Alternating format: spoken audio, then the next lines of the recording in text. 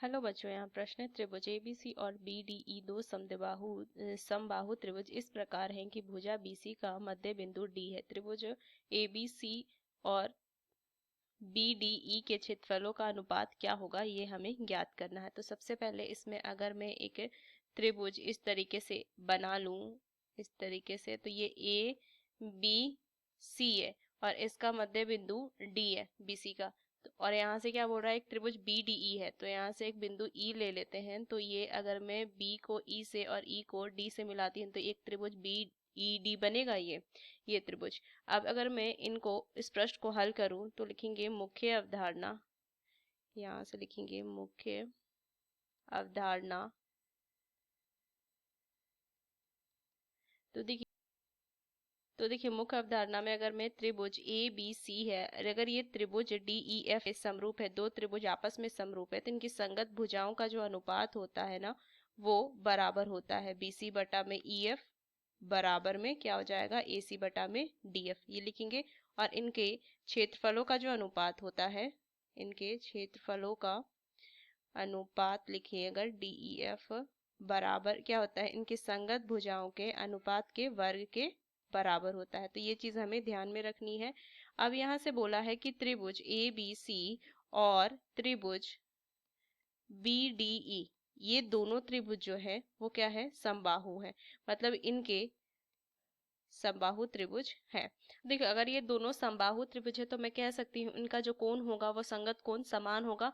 तो अगर ये संगत कोण समान होगा तो त्रिभुज ए बी सी जो होगा ये समरूप होगा त्रिभुज बी डी ई का, ये मैं कह सकती हूँ। ए समरूपता से भी कह सकती हूँ कि तीनों जो समबाहु त्रिभुज हैं तो तीनों जो कोण होंगे वो 60 60 60 का होगा, और बीडी का भी बी डी ई का भी त्रिभुज का जो कोण होगा वो 60 60 60 होगा। तो ए समरूपता से क्या होगा, ये दोनों त्रिभुज समरूप होंगे। अगर ये समरूप है तो इनकी संगत भुजाओं का जो अनुपात होगा, यहाँ से लिखेंगे बी डी बराबर में बी सी बटा में डी ई बराबर में ए सी बटा में बी, ये लिख सकती हूँ। अब अगर ये अनुपात ये समरूप है तो अब ये समरूप है तो इनके क्षेत्रफल का जो देखूं अगर मैं अनुपात त्रिभुज ए बी सी बटा में त्रिभुज बी डी ई बराबर क्या हो जाएगा, इनके संगत भुजाओं के बराबर लिख सकते हैं ए बी बटा में बी डी का वर्ग के बराबर। अब देखिए यहाँ से हमें पता है ए बी बराबर, यहाँ से क्या हो जाए त्रिभुज ए बी सी में अगर मैं देखूं तो ए बी बराबर में बी सी बराबर में ए सी होगा, क्योंकि समबाहु त्रिभुज है। तो यहाँ से मैं लिख दूंगी बी सी बटा में बी डी का वर्ग। तो देखो अगर मैं बी सी को देखूं तो इसको लिख सकती हूँ 2 गुना बी डी, ये लिख सकती हूँ हम बटा में बी डी, इसका पूरे वर्ग और ये इसका वर्ग अलग अलग करके मैंने लिखा। तो यहाँ से क्या हो जाएगा 4 बी डी का वर्ग बटा में बी डी का वर्ग। तो ये काट सकती हूँ, मान कितना आ जाएगा 4/1।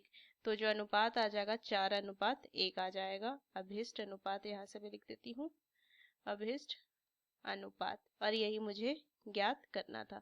तो 4:1।